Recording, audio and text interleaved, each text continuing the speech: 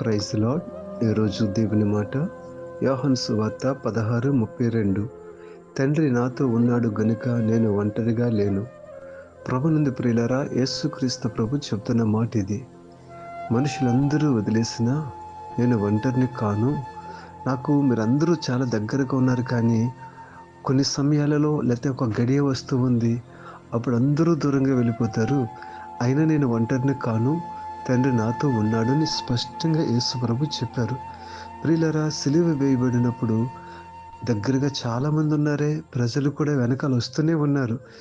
అంటే దీని అర్థం ఏమిటంటే, ఎంతమంది మనుషులున్నా భూమి మీద మనము శారీరకంగా ఒంటరిగా కనిపిస్తాం.